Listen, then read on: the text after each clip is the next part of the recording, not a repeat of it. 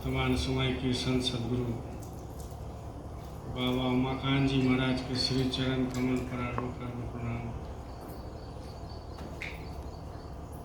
उपस्थित सभी सत्संगी प्रेमी भाई बहन नर नारी बच्चे बड़े बुजुर्ग सबको मेरा सादर जय गुरुदेव।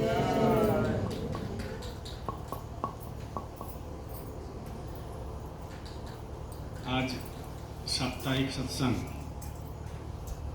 जो हर महीना, हर साल, हर हफ्ता सुबह 9 बजे से शुरू होता है। इस गुरु चर्चा में आप आए हुए हैं, आपको मेरा प्रणाम सादर जय गुरु।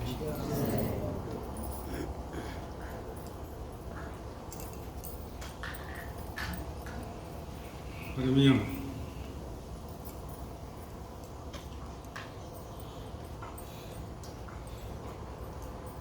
ये है हमारे देश भारतवर्ष, और भारतवर्ष में जो संस्कृति है, जो कल्चर है, जो रहन सहन है, जो वेशभूषा है, जो खान पान है, ये और दुनिया से बहुत अलग है।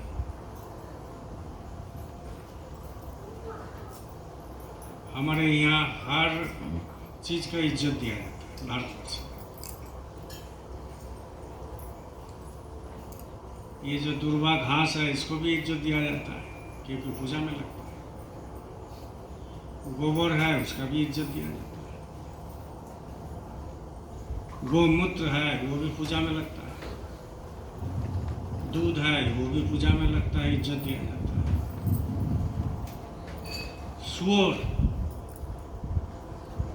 सूअर जो है, जिसको आम इंसान घृणा करते हैं, वो भी कभी भगवान कृष्ण ने अवतार लेकर के बराह रूपी हुए थे, उनको भी इज्जत दिया जाता है। हर पशु को इज्जत दिया जाता है। जो सांप से लोग डरते हैं, देखने के बाद घृणा करते हैं, उनका भी पूजा होता है हमारे देश में।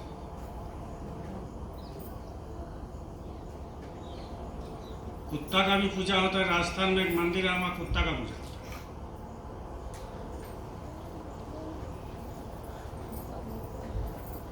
हर पेड़ पौधे को इज्जत दिया जाता है।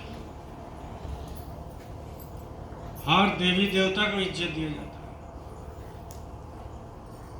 हर प्राणी को इज्जत दिया जाता है। ये जो चूहा है, लोग घर में रखना पसंद नहीं करते, काट देते हैं, बर्बाद कर देते हैं। उसका भी हमारा देश में इज्जत होता है। कैसे?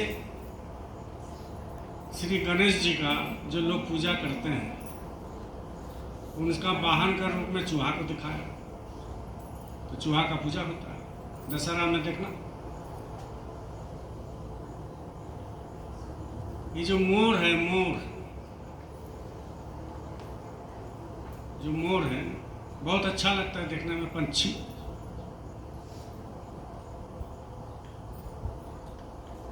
तो वो मोर का भी इज्जत दिया जाता है। दुर्गा पूजा में देखना, जो कार्तिक भगवान है, 5 को रहता है ना, गणेश जी रहते हैं चूहा के ऊपर, इधर लक्ष्मी जी रहते हैं, उधर सरस्वती जी रहते हैं, बीच में माँ दुर्गा रहते हैं, और एकदम लास्ट में कार्तिक जी रहते हैं, कार्तिक भगवान। तो उनका, कार्तिक भगवान का वाहन क्या है, मतलब वो किस पर चलते हैं? वो मोर पर चलते हैं, वो भी इज्जत दिया जाता है। सांप को इज्जत दिया जाता है, उसकी पूजा होता है। सूअर को इज्जत दिया जाता है, उसका पूजा होता है। मोर को इज्जत दिया जाता है, उनका पूजा होता है। चूहा को इज्जत दिया जाता है, उनका पूजा होता है। पेड़ पौधे को पूजा होता है। कुत्ता को इज्जत दिया जाता है, कुत्ता को भी पूजा होता है। हर जीव का पूजा होता है हमारे देश में। तो हमारे देश का सभ्य संस्कृति जो है, वो हर पूरा विश्व में जितना देश है, सबसे अलग है। हमारे यहाँ बच्ची जो है, नवमी के दिन बच्ची को पूजा किया जाता है। नारी जाति को पूजा किया जाता है। ये दूसरा देश में नहीं मिलेगा। हर चीज का पूजा होता है हमारे देश में। पेड़ पौधे का पूजा होता है, जीव का पूजा होता है। तो जब सबको पूजा करते हैं लोग, तो सब देवी देवता का भी पूजा करते हैं, तो सबके ऊपर में कौन होते हैं? सबके ऊपर में सदगुरु होते हैं। ये सबके ऊपर, ये सब नीचे में है, उसके ऊपर में सदगुरु होते हैं, उनकी पूजा होता है। और उनकी जब कोई पूजा कर लिया तो नीचे जितना पूजा है वो गौण हो जाता है, मतलब वो उसका कोई वैल्यू नहीं होता है। अब किसी का प्राइम मिनिस्टर से भेंट हो जाए तो ये मुखिया और ये चीफ मिनिस्टर को कौन पूछेगा? वो नहीं पूछेगा। प्राइम मिनिस्टर से मेरा डायरेक्ट बात होता है हॉटलाइन। तो आप लोगों को प्राइम मिनिस्टर से बात होने का रास्ता दिखाएंगे।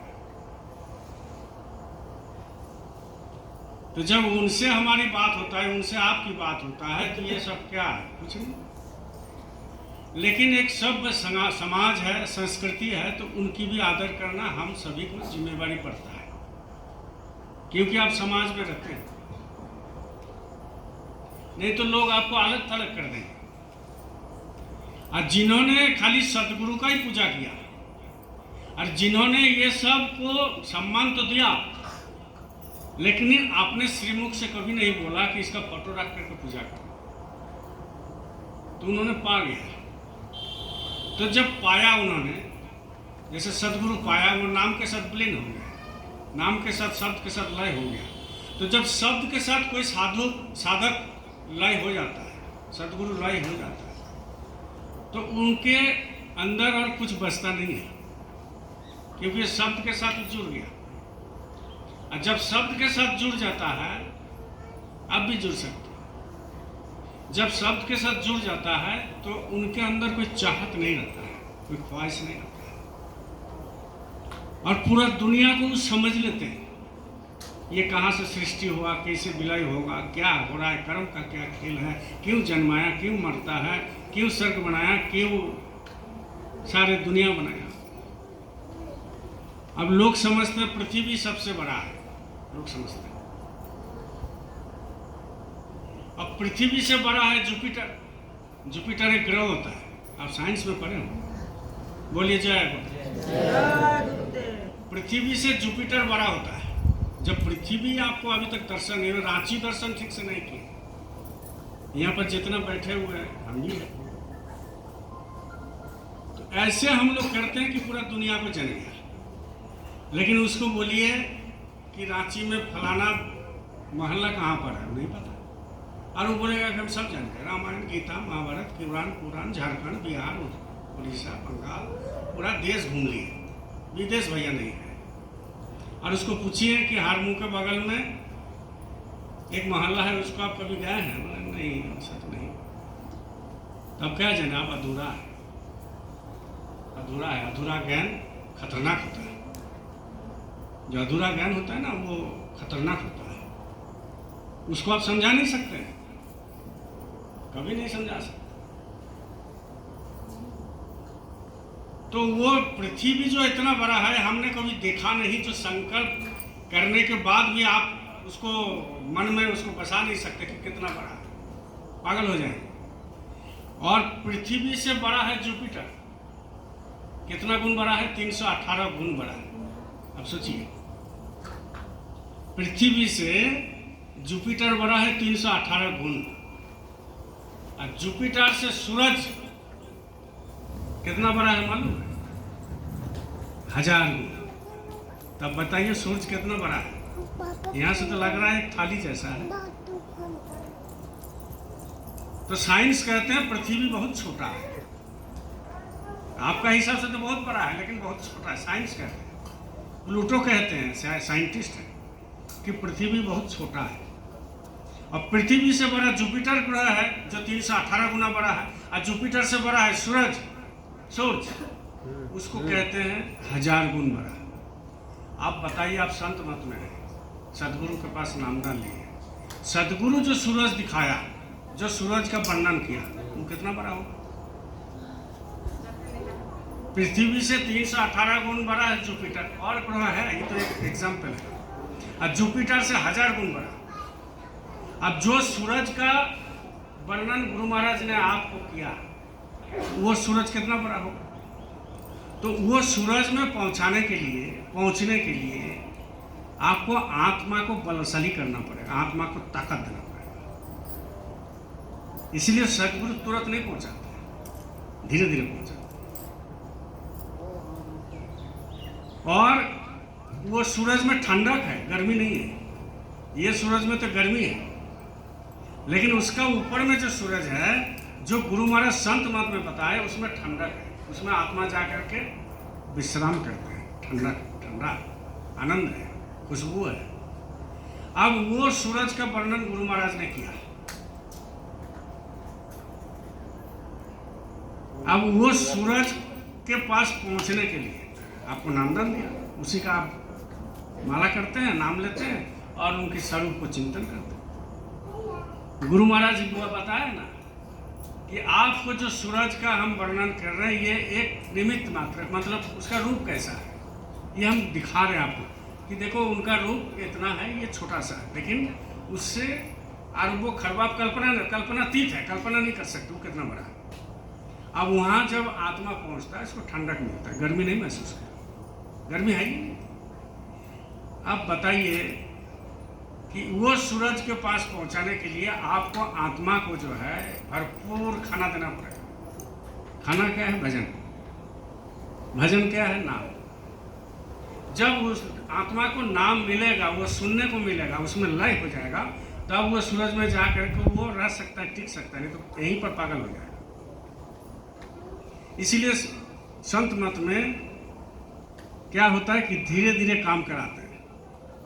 अब धीरे धीरे जब काम कराते हैं, उसके पीछे में अरंगा भी है।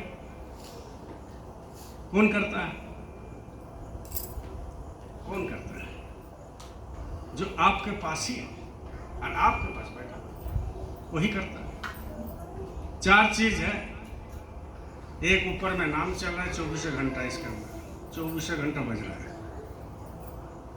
उसका नीचे में जो है आत्मा है, उस नाम को सुनने के लिए आतुर है।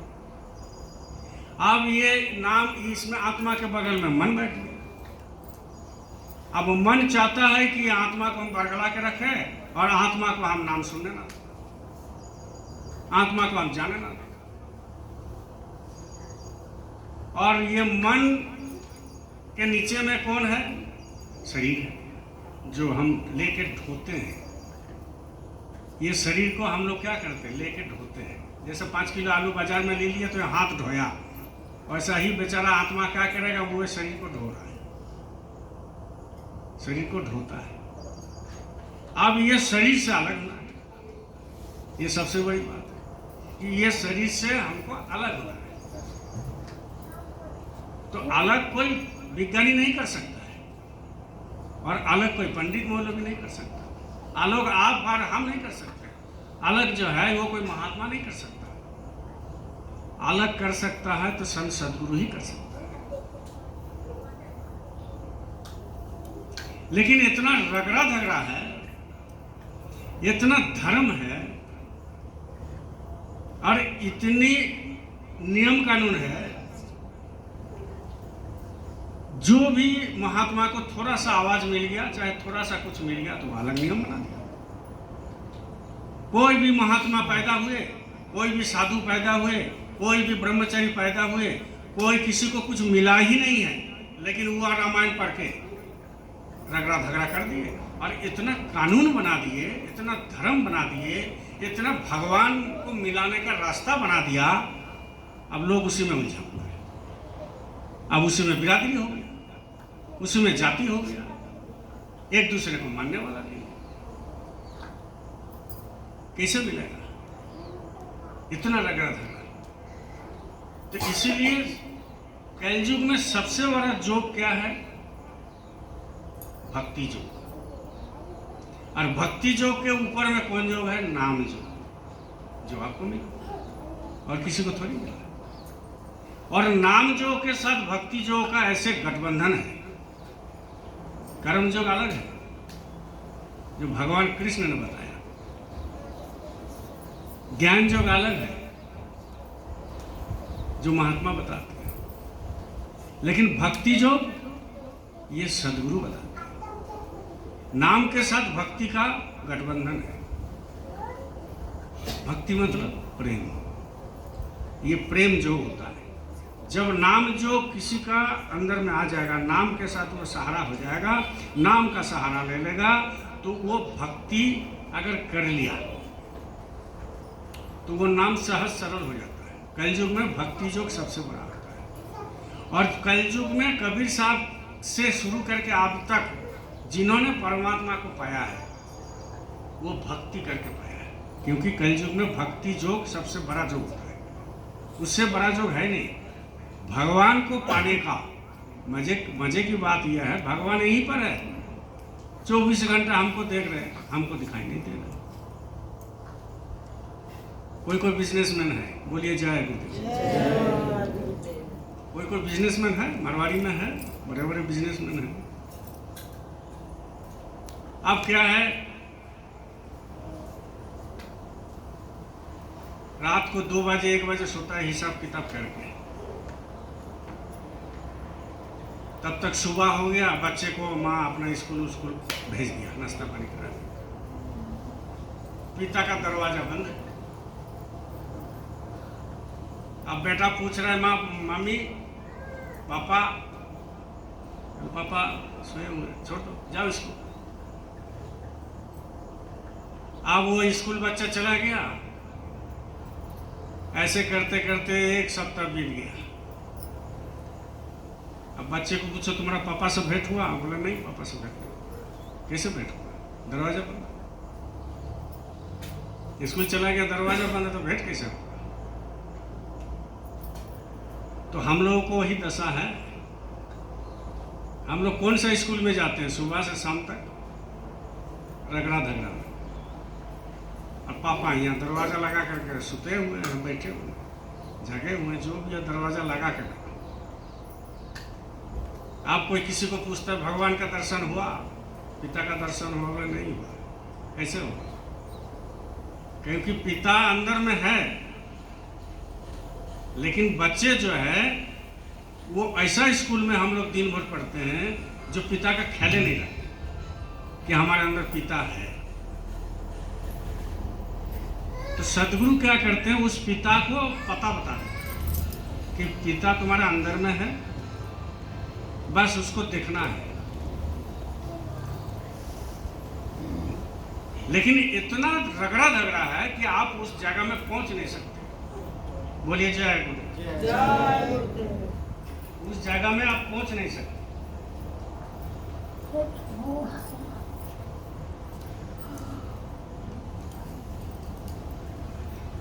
इसीलिए कबीर साहब ने कहा कि जन्म पर मिठाई बांटी। बच्चा पैदा होता है ना, जन्म होता है, आप उसका छठियारी ने क्या बोलते हो? होता है बच्चा, मिठाई बांटता है, मिठाई बनाते हैं। इसलिए कहते हैं कि जन्म पर मिठाई बांटी और मृत्यु पर खीर। जब कोई मरते हैं, भोज भात में खीर असली प्रसाद होता है। महाराज जी भी बताएं कि घर में दूध है तो ढक के रखना, और खीर बनाते हो तो ढक के रखना। इसमें बहुत जल्दी जो है प्रेतात्मा घुस जाता है, उसको बड़ी पसंद है, खा तो नहीं सकता लेकिन उसकी सुगंध ही ले लेगा। इसीलिए कहते हैं जन्म पर मिठाई बाटी और मृत्यु पर खीर, और दोनों ही ना खावे। दोनों खाता है? मर गया वो कहाँ से खाएगा? और जो बच्चा है वो नहीं खाता, वो भी नहीं खाता, एकदम बच्चा है। अब भाले तुम रगड़ दो दांत में, अलग बात, मुंह में रगड़ दो। इसलिए जन्म पर मिठाई बाटी, मृत्यु पर खीर, और दोनों ही ना खावे, चाहे राजा या बताइए फकीर। वो चाहे राजा हो चाहे फकीर हो, ये दोनों ही खाता नहीं।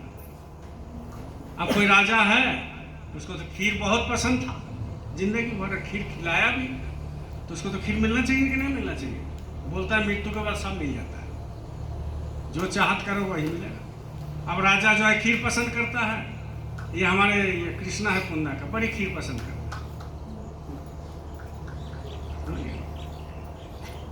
अब इसका घर वाला मरने के बाद जो है खीर देगा तो खाने के लिए आएगा? नहीं खा सकता।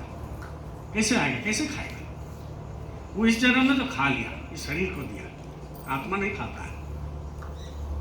आत्मा खाता नहीं है ये खीर, आत्मा खीर सागर में डूबता है। और वो खीर सागर है कहाँ? वो जब दरवाजा खुलेगा तब खीर सागर है। और वो खीर सागर में दूध और चावल से चीनी से नहीं बनता। वो खीर सागर एक प्रेम का रस से बनता है, जो अंदर में है, वो बाहर में कोई नहीं है। तो कहने का मतलब है, कबीर साहब ये समझा रहे हैं, संत सदगुरु ये समझा रहे हैं कि ये जो दुनिया है, इतना कानून बनाया और इतना जो है रगड़ा धगड़ा है, इसमें रह करके आप साधन भजन नहीं कर सकते हैं, नहीं कर सकते, नहीं कर सकते। लेकिन जब सत्संग मिल जाता है, जब सदगुरु मिल जाता है, तो ये असली जो चीज है ये आपको मालूम हो जाता है कि मरने के बाद कहाँ जाएंगे, अभी हम कौन है, गर्भ में क्यों रहे, क्यों पैदा होते हैं और क्यों मरते हैं। ये एक सिलसिला है। सब लोग, जितना है सब लोग, आता है और जाता है, आता है और जाता है, आता है जाता है। ये ध्रुव जो है सत्य है, ये ट्रू है, सत्य है। आता है और जाता है। भाई क्यों आते हैं और क्यों जाते हैं? मानना और जानना आसमान जमीन अंतर है। मानना और जानना। हम अनूप भाई को जानते हैं, ठीक, और हम अनूप भाई को मानते हैं। आसमान जमीन का अंतर है कि नहीं है? नहीं है। जानना और मानना, महात्मा संत सदगुरु जानते हैं और हम क्या करते हैं? मानते हैं। देवघर में पानी डालने के लिए जाता है ना लोग, तो इसको जानता नहीं है, इसको मानते हैं। इसको कहते हैं मानना। भाई कांवर ले लिए, सुल्तानगंज में चल चढ़ा लिए, कंधा में ले लिए, चल गए, जल डाल दिए। वो भी आजकल शिव जी के माथा में नहीं डल जाता है सीधा, आप हाथ से नहीं डाल सकते। हम लोग डाले हैं, हम भी 4 बार गए हैं, तब तो यहाँ बैठे हुए हैं। और खाली देवघर में खाली नहीं गए, बासुकीनाथ भी कांवर में 2 गो रता था, एक तो देवघर के लिए और एक तो बासुकीनाथ के लिए। वहाँ से फिर 88 किलोमीटर। अभी तो रास्ता चकाचक हो गया, पहले रास्ता भी चकाचक नहीं था। वो सुइया पहाड़ जो नाम है, तो सुइया ही था, वो पत्थर था, उसमें जाना पड़ता। अभी तो अच्छा का रास्ता बन गया, जगह जगह जो है पानी मिलता है, जगह जगह शाकाहारी होटल, जगह जगह गर्म पानी, जो चाहोगे सो मिलेगा। पहले ऐसा नहीं था। तो कहने का मतलब है कि वो जो लोग जाते हैं सावन में पानी चढ़ाने, तो क्यों जाते हैं? भाई वो बोल दिया जाओगे, तो पूछा जाना तो चाहते हैं लेकिन साथी नहीं मिल रहा। अरे हम लोग हैं ना 10 लोग, चलो गाड़ी बुक करके निकालते हैं, चल गया। इसको कहते हैं मानना। मानते हैं, शिव जी को मानते हैं, सुल्तानगंज को मानते हैं, गंगा को मानते हैं, उसी का पानी लेकर के कांवड़ में लेके जाते हैं। मानना, इसको कहते हैं मानना। और जानना किसको कहते हैं? वो कभी पानी नहीं चढ़ाता है। जो जान गया वो कभी पानी नहीं चढ़ाएगा, ना पानी चढ़ाने के लिए बोले। इसको कहते हैं जानना। लोग मानते हैं ज्यादा, जानते हैं कम। और जब मानते मानते उनकी कोशिश रहता है अंदर में कि हमको जानना भी है, तब तो सदगुरु मिल जाएगा, जान जाएगा। लेकिन वो अगर जिंदगी भर मानता ही रहेगा, जिंदगी भर वो मानता ही रहेगा, कभी यहाँ कभी वहाँ कभी वहाँ, मान रहे हैं भाई, मान रहे हैं, जानने का कोशिश नहीं किए। तो जो जानने के लिए कोशिश करते हैं उनको तो सत्संग में मिल जाएगा, सदगुरु में मिल जाएगा। लेकिन जो जानने का कोशिश नहीं करते वो बोलते हम मानते हैं, तो वो सदगुरु से या संगत से बहुत दूर है, सत्संग से बहुत दूर। वो जानते नहीं है। जो जान गया वो सारे कर्म उसका धरती का जितनी है, जन्म से मृत्यु तक, कर्म कौन सा कर्म? कर्म कांडी, कर्म कांड, ये नहीं कराते, नहीं कराते। और न करने की उसकी इच्छा रखता है, न करने का सलाह देता है, न जो करता है उसके पास जाता है। उसका अलग दुनिया हो गया, क्योंकि वो जान गए, हर चीज को वो जान गए। इसमें कुछ होता नहीं है, इसमें कुछ नहीं होता है। एक दिन अकबर, बोलिए जय गुरुदेव, और से बोलिए। एक दिन अकबर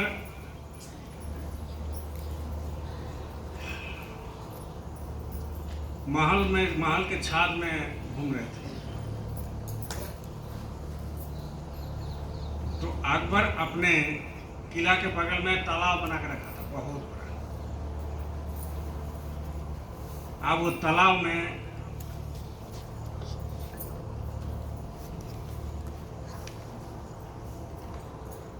वो निरीक्षण करते थे, देखते थे छाद से।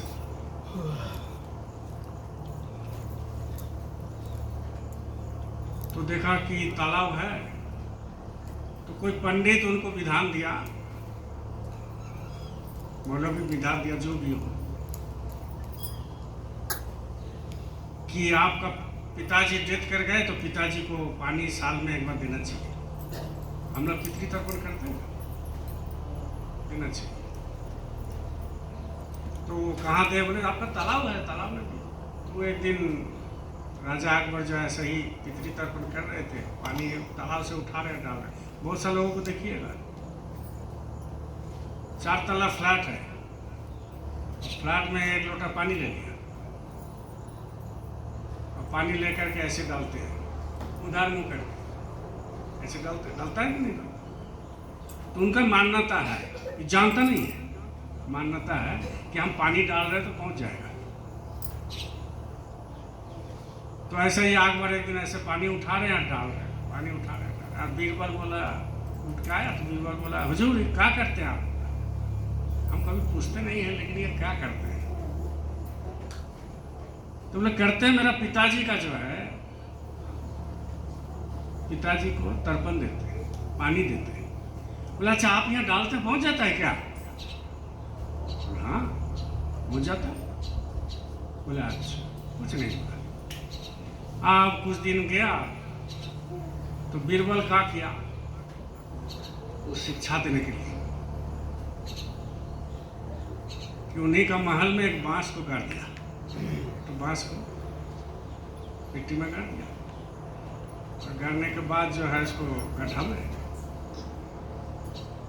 एक मिट्टी का बर्तन में चावल रख दिया, पानी रख दिया, और ऊपर में टांग दिया। और नीचे में जो है वो लकड़ी जला करके अपना घेरा।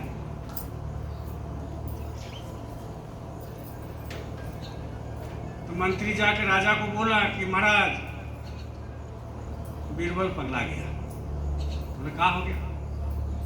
तो बोला आइए देखिए देखिए हुजूर, चावल बनाने का पद्धति देखिए, ऐसे चावल बनता है क्या?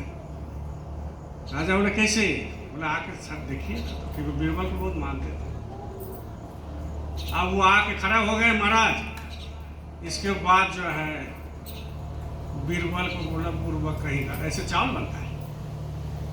अरे उसको नजदीक में लाओ, चूल्हा में रखो, तब तो बनेगा।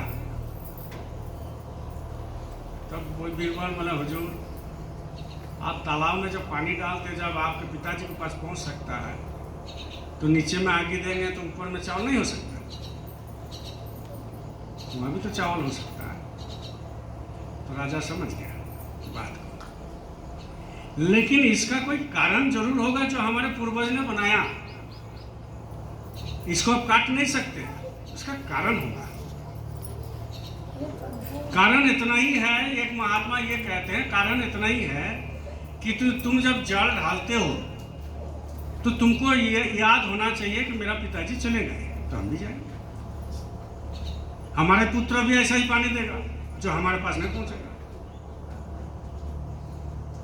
कहने का मतलब ये है जो भी हमारे संस्कृत है वो तो ठीक है, लेकिन संस्कृति का जो नियम है उस नियम को हम लोग उसको एनालिसिस नहीं करते, एनालिसिस नहीं करते। इसलिए मानना और जानना दोनों अलग होते हैं। हम गुरुजी को मानते नहीं है, जानते हैं, क्योंकि गुरुजी हमसे बात किया। गुरुजी जो है वो हमारे ऊपर दया करते हैं। हम जब बुलाते हैं तो गुरुजी आते हैं, हम जब बुलाते हैं तो गुरुजी बात करते हैं, हम जब कष्ट में होते हैं तो गुरुजी देखते हैं। हमारा जो है पूरा संसार गुरुजी चलाते हैं। हमको नामदान मिला, गुरुजी हमको पता बताए कि हमारा घर कहाँ है, गुरुजी हमको बताए बच्चे को कैसे रखना है, गुरुजी हमको बताए पैसा कैसे खर्चा करना है, गुरुजी हमको बताए भंडारा में सेवा देना है, गुरुजी हमको बताए कि भंडारा में सेवा करना है, गुरुजी हमको बताए कि ऐसा ऐसा करो। अगर आप मानोगे तो जान नहीं पाओगे।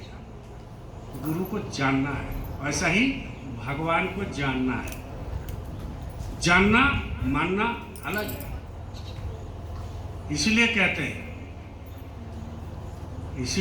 हैं कि जन्म पर मिठाई बाटी, जन्म पर मिठाई बाटी, मृत्यु पर खीर। अब दोनों ही ना खावे, दोनों ही ना खावे, चाहे राजा चाहे फकीर, दोनों ही नहीं खाता, दोनों ही नहीं खाता। लेकिन हम लोग देते हैं, हम लोग देते हैं।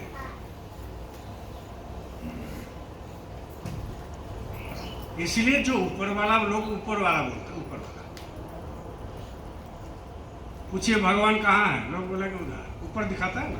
बोलिए जय गुरुदेव। भगवान कहाँ है, बोले ऊपर। ये कभी नहीं कि कोई दिखाता है कि यहाँ है, यहाँ है, ये कभी नहीं दिखाता है। मालिक पर बाद में है, पहले आपके अंदर में है। और आपके अंदर में है तब तो आपको कान हाथ पांव सब हिल रहा है। आपके अंदर है तब तो भूख लगता है। आपके अंदर है तब तो आपको दुख सुख है। आपके अंदर है तब तो आपका शरीर चल रहा है। आपके अंदर है तब तो बड़ा बड़ा काम करते हैं आप। और आपके अंदर वो भगवान निकाल गया, ऊपर वाला निकाल गया, चाहे आत्मा निकाल गया, रूह निकाल गया, तो ये शरीर मिट्टी बोलता है इसको। ये शरीर कोई काम ही नहीं कर सकता, ये शरीर बेकार हो गया। दुनिया भर के मिलेगा, दुनिया भर के मिलेगा, पंडित मुल्ला मौलवी, लेकिन ज्ञान जिसको कहते हैं, असली ज्ञान किसको कहते हैं? रामायण पढ़ लिया वो कोई ज्ञान नहीं, महाभारत पढ़ लिया वो कोई ज्ञान नहीं, पूरा कुरान कंठस्थ कर लिया कोई ज्ञान नहीं होता। वो तो बोल के चले गए, आप क्या कर रहे सो देखो। रामायण में शिक्षा दे करके चले गए और वो पढ़ोगे और माता पिता का सम्मान नहीं करोगे तो रामायण पढ़ने से क्या फायदा? क्या फायदा? महाभारत पढ़ोगे और भगवान कृष्ण का जो गीता का जो उपदेश है, गीता का जो उपदेश है, सर्वोपरि उपदेश क्या है कि जो हुआ सो, आप लोग बताइए, जो हुआ सो, जोर से बोलिए, अच्छा हुआ, जो हुआ सो अच्छा हुआ, जो हो रहा है सो अच्छा हो रहा है, जो होने वाला है अच्छा होगा। ये भगवान कृष्ण का सार वस्तु है। इसीलिए भगवान कृष्ण क्या कहते हैं कि तुम जिंदगी में आए हो, तुम शरीर रूपी मंदिर में मस्जिद में जन्म लिया है, लेकिन तुम्हारा इसमें कोई अधिकार नहीं है, इसमें कोई अधिकार नहीं है, क्योंकि तुमको मृत्यु जब होगा तो मेरा ही दूध जाएगा, तुम्हारा घर वाला लेके नहीं आएगा, हमारा ही दूध जाएगा, लेके आएगा। और मृत्यु कब होगा ये तुमको मालूम नहीं है, मृत्यु कब होगा सो हमें मालूम है, हम जानते मृत्यु कब होगा, तुम नहीं जानते। इसलिए अगर तुम सोचते हो कि ये दुनिया को हम चला रहे हैं, संसार को हम चला रहे हैं, माता पिता को हम खाना दे रहे हैं, बच्चे को हम पढ़ा रहे हैं, बच्चे को हम खाना दे रहे हैं, दुनिया चला रहे हैं, संसार चला रहे हैं, भंडारा हम कर रहे हैं, सत्संग हम दे रहे हैं, गुरु चर्चा हम कर रहे हैं, पूरा आश्रम हमने बनाया, तो ये सर्वोपरि भूल होगा। बहुत बड़ा ये भूल होता है, ऐसे नहीं होता है। ऊपर वाला आपको खाली शरीर दिया है, इसलिए कि ये शरीर के द्वारा ही सब होगा, ये शरीर के द्वारा ही सब होगा, ऊपर वाला आके नहीं करेगा। अब ऊपर वाला आता भी है तो लोग विश्वास थोड़ी करेगा। अभी ये यहाँ पर आ जाए भगवान राम तीर धनुष लेकर गेट में खड़ा है, अब वहाँ कोई गुरु भाई को बोला कि हम राम हैं, चलो अंदर ले चलो, तो गुरु भाई आकर के क्या बोलेगा कि एक पागल देखिए खड़ा है बाहर में, एक पागल बाहर में खड़ा है तीर धनुष लेकर के, बोलता है राम है। आप विश्वास नहीं करोगे। अब भगवान कृष्ण जो है आया और चेक पोस्ट में खड़ा है, किसी रूप में आया, चेक पोस्ट में खड़ा है, उधर से हम आ रहे हैं, अब हाथ में बांसुरी है, सब कुछ है, वैसा ही चेहरा है, चेहरा तो कभी कृष्ण का देखा नहीं, वो तो एक ठो बनाया है, बस चलो ठीक है। अब वैसा ही चेहरा में खड़ा है, हमको बोला कि मोटरसाइकिल रुकवाया, बोला कि हमको चलना है सत्संग, नगरी आश्रम है ना, तो हम क्या बोलेंगे, हाँ चलिए कोई दिक्कत नहीं, क्योंकि हम तो जान रहे हैं बहुरूपी है। लेकिन वो जैसा ही मोटरसाइकिल पर बैठा और ये बोल दिया भगवान कृष्ण कि हम जानते हैं हम कृष्ण हैं, तो हम क्या करेंगे उसको, बोले उतर उतर जल्दी उतर जल्दी। क्यों? क्योंकि हम समझेंगे ये पागल है, हम समझेंगे ये पागल है। इसलिए मालिक हर समय दर्शन देते हैं, ऐसी बात थोड़ी है, हर समय दर्शन देते हैं, हर मिनट हर पल। और दर्शन किस रूप में देते हैं? ये जो आपका श्वास चल रहा है इसी के रूप में, ये जीता जागता भगवान है। ये जो श्वास चल रहा है ना, बैठे बैठे पैसा नहीं देते हो आप, लेकिन चलता है। बाजार में इसको खरीद नहीं सकते हो, लेकिन ऊपर वाला दिया है, चलते रहता है। सोते रहो चलेगा, खाते रहो चलेगा, अभी बैठे हो फ्री में ले लो, कोई पैसा वैसा थोड़ी दे, फ्री में। बस इसी को ध्यान देना है, ये श्वास कभी भी हमारा रुक सकता है, दिन हो रात हो, ऊपर हो नीचे हो, सोते सोते हो, खाते खाते हो, कोई भी हो, जंगल में हो, झाड़ी में हो, प्लेन में हो, बस में हो, ट्रेन में हो, किसी भी समय ये शरीर में श्वास बंद हो सकता है। और जैसा ही बंद हो गया तो आपका जो है लीला समाप्त। जिंदगी में जो लीला होता है, लीला कर रहे हैं ये सब, ये नाटक है। ये महात्मा कहते हैं ये नाटक है। इसीलिए तो डेली लोग मरते हैं और डेली लोग बोलते हैं राम नाम सत्य है। डेली लोग मरते हैं और जब ले जाते हैं कंधा पर और बोलता है राम नाम सत्य है। इसीलिए तो कहते हैं कि राम नाम ही सत्य है, बाकी सब झूठ है। एक गांव में बंसीलाल बोल के एक आदमी था, बोलिए जय गुरुदेव। बंसीलाल बोल के एक आदमी था, एक महात्मा का कहानी है। और बंसीलाल बहुत सीधा साधा सरल पुजारी था गांव का। अब भगवान का कृष्ण का पूजा करता था, मंदिर में था, तो वो क्या करता था कि वो अपना पूजा करता था बड़ी भाव से, और पूजा करते करते रोता भी था। अब उसी गांव में एक महात्मा भी था, उसका नाम नहीं बताएंगे आपको, बहुत मशहूर, बहुत उच्च कोटि का साधक थे, पूरा देश में विदेश में उनका नाम है। अब उसी गांव में वो थे, और जैसा ही बंसीलाल से उनका भेंट होता था, क्योंकि वो महात्मा तार्किक थे, बहुत दार्शनिक थे, और बिना तार्किक में वो कोई चीज मानते नहीं थे। 1.5 लाख किताब पढ़ करके बैठे हुए थे, फिर भी शांति नहीं मिला, भगवान नहीं मिला। तो मन में यही सोचा कि किताब से मालिक नहीं मिलते,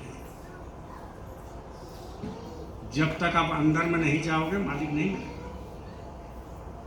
तो बंसीलाल से जैसा ही भेंट होता था, कोई भी भेंट होता था, उनको कहते हैं कि राम नाम सत्य है। अब इस बात पर लोग चिढ़ते थे, मारने के लिए दौड़ाते थे। और फिर दूसरा दिन भेंट हो, कोई भी भेंट होता था, बोलते राम नाम सत्य है। बोलो जय गुरुदेव। बोले नाम सत्य है। और वो चिढ़ते थे खूब। तो एक दिन उसी महात्मा का घर चले गए, उनका पिताजी से शिकायत किया कि भैया आपका लड़का बड़ी बदमाश है। तो क्या किया? तो क्या किया उसी का मुंह से सुनेगा, हम नहीं वो शब्द बोल सकते। इसका मतलब गाली उन्हें दिया होगा, क्योंकि उसी से चिढ़ता था, वो बोलता भी नहीं था कि राम नाम सत्य। अब वो पिताजी को पूछा, बोले जय गुरुदेव। तो पिताजी उनको पूछा, बुलाया, कला रे इधर आओ, आज तक तुम्हारा कोई शिकायत नहीं करता है, और ये देखो शिकायत किया, ये क्या बोल रहे हैं? बोले हाँ बाबूजी। बोले ये क्या बोल रहे हैं, तुम्हारा शिकायत कर रहे हैं? बोले शिकायत का तो कोई बात ऐसे हम बोले नहीं है पिताजी। तो बोले नहीं बोल रहे हैं कि तुम क्या बोलते हैं? बोले उन्हीं को पूछिए। तो वो बोल रहा है कि, बोले बोलिए क्या बोला है? बोले वो हम नहीं बोल सकते। क्यों? बोलिए नहीं सकता, राम नाम सत्य है, बोल नहीं सकता, मैंने बोलता नहीं है। तो फिर पिताजी उसको धमक देगा और बोले कि अरे बताओ जल्दी जल्दी,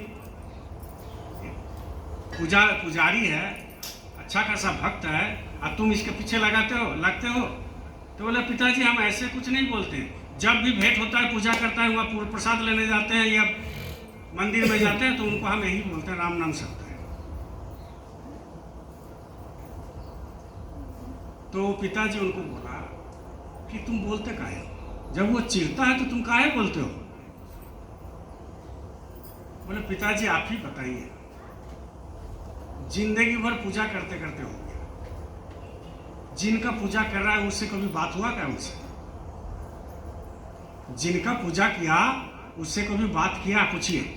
अगर बात किया हो तो हम आज से वो बोलना छोड़ देंगे। पंडित जी को पूछा कि बंसीलाल जी आप बताइए, जिनका पूजा करते हैं वो कभी बात किया आपसे? बोले बात तो नहीं किया अभी तक। आप बताइए पिताजी। बात नहीं किया और पूजा डेली करता है, तो हमने बता दिया कि राम नाम सत्य है, तो उसमें हमने क्या गलती किया? अब आप बताइए, राम नाम सत्य है कि ना? है कि ना? उसको पिताजी को पूछा कि आप बताइए राम नाम सत्य है कि नहीं है? तो बोले बच्चा तुम तो ठीक बोल रहा है, तुम तो ठीक बोल रहा है कि राम नाम तो सत्य है। तो बोले आपको मालूम हो गया राम नाम सत्य है, हमको मालूम हो गया राम नाम सत्य है, लेकिन जो पूजा करता है उसको राम नाम सत्य का मालूम नहीं, गुस्सा जाता है। राम से बड़ा राम का नाम है। तो राम नाम सत्य है, तो ये अगर कोई जग जाहिर करता है, लोगों को बोलता है राम नाम सत्य है, तो गुस्सा होने की क्या बात है? हम लोग अगर रोड में भेंट होता है और अगर जय श्री राम बताते हैं, उससे तो बढ़िया बताना चाहिए कि राम नाम सत्य है, क्योंकि वो भी जाएगा हम भी जाएंगे, और राम नाम सत्य है। दुनिया में सब कुछ झूठ है, जितनी आप दोनों आंखों से देख रहे हो ये सब झूठ है, लेकिन राम नाम सत्य है। और राम नाम मिलेगा कहाँ? राम तो मिल जाएगा। राम कहाँ मिलेगा? अयोध्या में मिलेगा, आपके मुताबिक, साधु संत के मुताबिक नहीं। राम कहाँ मिलेगा? घर में मिलेगा। राम कहाँ मिलेगा? मंदिर में मिलेगा। लेकिन राम मिलता नहीं है मंदिर में ना अयोध्या में। राम मिलता कहाँ है? आपके अंदर में। जब अंदर के अंदर देखोगे तब राम मिलेगा। एक राम घट दशरथ का बेटा जो दुनिया पूजा करती है, और एक राम घट घट में लेटा जो सबके अंदर पड़ा हुआ है लेकिन किसी को दिखाई नहीं देता, और एक राम सकल पसारा, ये दुनिया को बनाने वाला एक राम है, और एक राम सबसे न्यारा, सबके ऊपर में वो राम बैठा है। जो ऊपर में, सबसे ऊपर में वही राम है जो पृथ्वी को बनाया, वही राम है जो स्वर्ग को बनाया, वही राम है जो नरक को बनाया वही राम है, जो देवी देवता को बनाया वही राम है, जो दुनिया को बनाया, पेड़ पौधे बनाया, जीव बनाया, वो राम कहाँ है? वो राम सबसे ऊपर में बैठा हुआ है, जिसको कहते हैं कुल मालिक, मुकाम, सत्पुरुष जिसको कहते हैं, वही राम सबसे ऊपर में बैठा है। तो सदगुरु क्या करते हैं? सत्संग के माध्यम से वही राम को खोज कराते हैं, जो राम आपको सबको ऊपर में है, वही राम को खोज कराते हैं और वही राम के लिए बोलते भी हैं, वही राम के लिए आपको सत्संग में बात भी करते हैं। तो सबसे बड़ा बात है ये, तो मृत्यु जो है, लोग डरते हैं मृत्यु से, मार देंगे, मार देंगे, मार देंगे, मर जाएंगे, मृत्यु से लोग डरते हैं। अरे कितना बार आप मरे हैं मालूम है? कितना बार यहाँ जो बैठे हुए जितना लोग, कितना बार मरा है मालूम है? लाखों करोड़ों बार मरे हैं। कमीज चेंज किए, चेहरा चेंज किए, माई बाप चेंज किए, पत्नी चेंज किए, पुत्र चेंज किए। आज जो आपको पत्नी दिखाई दे रहा है, अगला जन्म में हो सकता है वो पत्नी आपको दिखाई ना दे, दूसरा पत्नी, दूसरा चेहरा।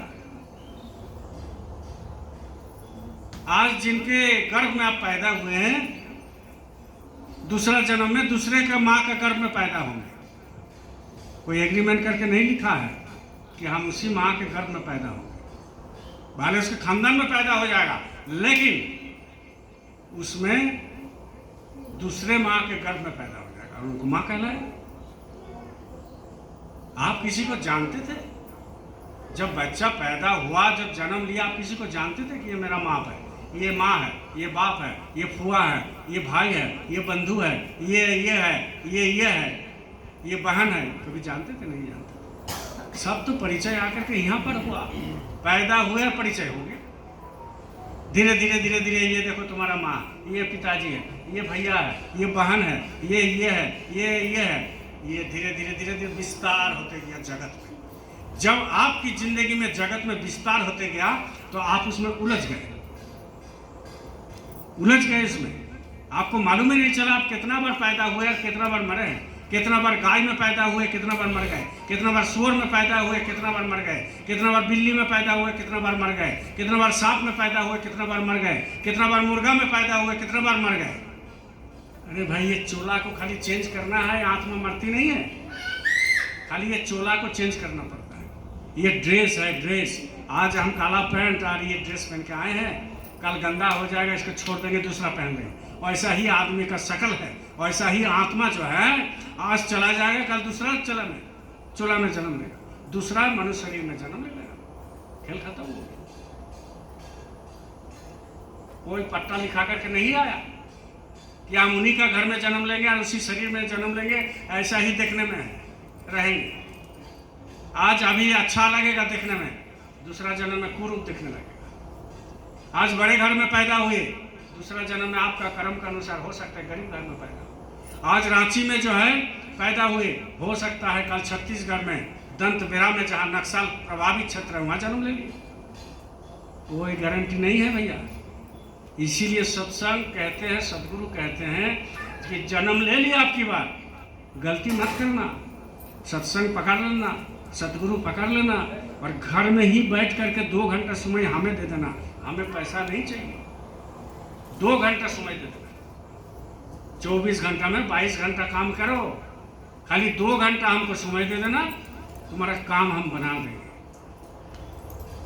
लेकिन 2 घंटा में समय नहीं दीजिएगा तो भाई क्या कहें, कुछ नहीं कर सकते। बोलो जय गुरुदेव, जय गुरुदेव, जय गुरुदेव, जय गुरुदेव, जय गुरुदेव, जय गुरुदेव। सर्वोपरि माना गया, 7 समंदर सिहाई करूं और लिखनी करूं बन राय। 7 समंदर सिहाई करूं, लिखनी करूं बन राय, और सब धरती कागज करूं, गुरु गुण लिखा न जाए। इसलिए रामकृष्ण परमहंस बहुत बड़े साधु हुए, वो अपना श्रीमुख से बताए कि दुनिया में हर चीज झूठा हो गया। झूठा मतलब झूठा, झूठा मतलब क्या होता है? जो खाना खा लिया इसके बाद झूठा हो गया। झूठा अलग है, झूठा अलग है। झूठा हो गया हर चीज दुनिया में। आप किसी के लिए वर्णन कीजिए कैसा है, बस ऐसा ऐसा देखने में झूठा हो गया, मुंह से निकाल गया मतलब झूठा हो गया। लेकिन ब्रह्म का आज तक कोई नहीं बता सका, झूठा नहीं। ब्रह्म शब्द को आज तक कोई बता ही नहीं सका, कितना बड़ा भी संत सदगुरु हो। हमारे गुरु महाराज कहते थे ना, मीराबाई कहते थे, कबीर साहब कहते थे, पलटू दास कहते थे, गोस्वामी जी महाराज कहते थे, नानक साहब कहते थे, मुलकदास कहते थे। क्या कहते थे?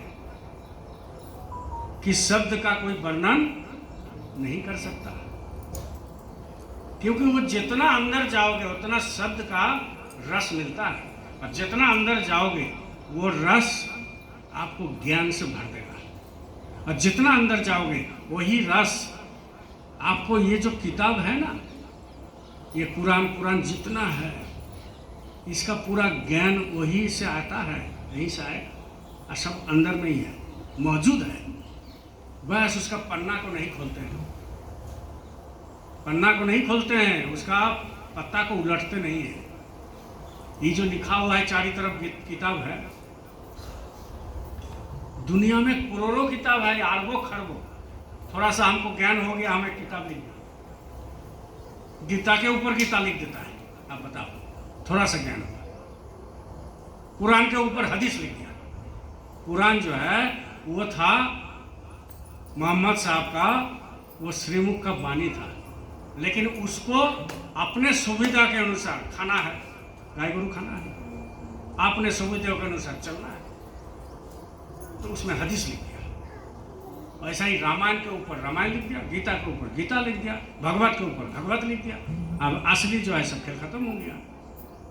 जरा सा चिंगारी मिलता है, जरा सा कुछ दिखाई देता है तो किताब लिखने लगता है, क्योंकि अपने अंदर जो मन है, अपने अंदर जो भावना है, अपने अंदर जो व्याकुलता है, अपने अंदर जो भाव है, वो चाहता है हम कुछ लिखे, हम कुछ करें दुनिया में, हम लोगों को बताएं।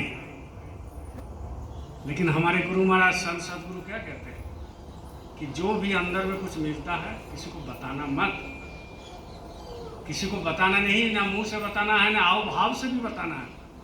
आओ भाव से भी बताएगा तो जो भजनानंदी वो पकड़ लेगा, जो भजनानंदी नहीं वो पकड़ नहीं पाएगा। लेकिन आओ भाव से भी बताना मत, और जो भी कुछ सुनाई दे, दिखाई दे, अनुभव हो, उसको बताना मत। क्यों? क्योंकि ये धन तुम्हारा नहीं है, ये धन मेरा है, ये धन मेरा है, इसलिए हम तुमको यही इजाजत देंगे, बताना मत। रामकृष्ण परमहंस गंगा के किनारे बैठे थे कलकत्ता में, तो उन्हीं का बचपन का एक दोस्त, वो भी साधक थे। उनके ज़माने में बहुत साधक हुए, बहुत हजारों उनकी ज़माना में। जैसा देश स्वाधीन करने के पहले बहुत सारे महात्मा जन्म लिए और सब एकजुट होकर के लड़ गए, तब तो देश आज़ादी हुआ। एक आदमी के बस की बात था, उसमें कितना कितना आया, कितना कितना आज़ादी करके फांसी लगा के चल गए। वो उसी काम के लिए आए थे, प्रेरणा दे दिया। तो वैसा ही गंगा के किनारे बैठे थे, तो उनकी बचपन का एक दोस्त आ गए। तो क्यों बैठे? बोले अरे गंगा को उस पर जाना है। तो बोले चले जाइए। बोले हम नहीं जा सकते। कैसे जाएंगे? पानी में डूब जाएंगे। सरल सीधा सहज था ना। बोले पानी में डूब जाएंगे, हम नहीं जाएंगे। जबकि वो धनी था, भंडार था अंदर में, कुछ भी कर सकता, वर्षा ला सकता, धूप ला सकता, दुनिया को बदल सकता था, सोना को चांदी बना सकता था, चांदी को लोहा बना दे। ऐसे धनी थे वो, नाम के धनी, ज्ञान का धनी, विद्वान थे। और स्कूल गया, जानते हैं स्कूल गया था? कभी स्कूल गया ही नहीं। लेकिन आज चौक चौरा पर चारों तरफ उनकी पूजा होता है, फोटो रख करके। लोग कहते हैं कि बनारस में हम पढ़े हैं और वहाँ जो है पंडितगिरी करके सीख करके, बहुत पंडित बोलता है ना, बोलिए जय गुरु। बहुत पंडित आपका घर में आता होगा, वो अपने परिचय क्या देता है, बनारस फलाना यूनिवर्सिटी से हम पंडित पास करके आए। और रामकृष्ण परमहंस क्या थे, स्कूल नहीं गए। स्वामी विवेकानंद ग्रेजुएशन किए थे उस जमाने में, लेकिन रामकृष्ण परमहंस कभी नहीं गए। पलटू साहब कभी स्कूल नहीं गए, कबीर साहब कभी स्कूल नहीं गए, हमारे गुरु महाराज कभी स्कूल नहीं गए, मीराबाई कभी स्कूल नहीं गए, गरीबदास स्कूल नहीं गए, मलुकदास स्कूल नहीं गए, दादू साहब स्कूल नहीं गए। जितने महात्मा है संत सदगुरु, स्कूल का मुंह नहीं देखा, लेकिन ज्ञान का भंडार है, ज्ञान का भंडार है। तो वही बोला कि हम लिखाई पढ़ाई वाला नहीं, हम कैसे जाएंगे। बोले कि अरे हम डूब जाएंगे, हम नहीं जाएंगे। तो उनका जो दोस्त था वो भी महात्मा था, बोले तुम यहाँ बैठो, हम उधर से आते हैं, नदी को उस पर जाते आते हैं। आप वहाँ उतरा और पानी के ऊपर पैदल चल गया उस पर, पानी के ऊपर पैदल उस पर चले गए। बोलो जय। जब पानी के ऊपर उस पर चले गए और फिर उस पर से आ भी गए, तो पैदल है। आपके अंदर वो शक्ति है, आप कर सकते हैं, कर सकते हैं आप। जब एक सत्संगी पानी को रोक सकता है, एक सत्संगी पानी का रोक सकता है। बहुत जगह हमने देखा, एक सत्संगी पानी को रोक सकता है, तो आप नाम के धनी नहीं हो सकते। करेंगे कौन, यही करेंगे, आप नहीं कर सकते। तो उसी में जो है वो क्या किए, उधर से गए पैदल गंगा के ऊपर पानी में, और उधर से फिर आ गए। रामकृष्ण परमहंस को बोला देखा तुम बैठे रहो, हम आ गए, हमने काम करके आ गए। तो रामकृष्ण परमहंस पूछा उनको कि ये जो विद्या तुम अर्जन किया कितना दिन लगा। बोला 18 साल। बोले ये जो विद्या अर्जन किया, ये तुम सीखा, ये कितना दिन में सीखा। बोला 18 साल लगा। बोला अच्छा, और ये जो नाव उधर से आएगा इधर से जाएगा कितना भाड़ा लगेगा। बोले 2 आना, एक आना जाना, एक आना आना। तो तुम्हारा 18 साल का साधन भजन, तो उसका कीमत कितना हुआ बताइए। 2 आना। एक आना गया, एक आना गया, तो 2 आना तुम्हारा भजन साधन का कीमत तुमने लगा दिया। इसलिए अब की बार जाओ, अब की बार जा रहे, ये मेरा बाएं हाथ का खेल है। जैसा ही फिर नदी में डूबा है ना, इतना पानी में, अरे बचाओ बचाओ बचाओ बचाओ, हो गया ना। मतलब क्या कि इस दूसरे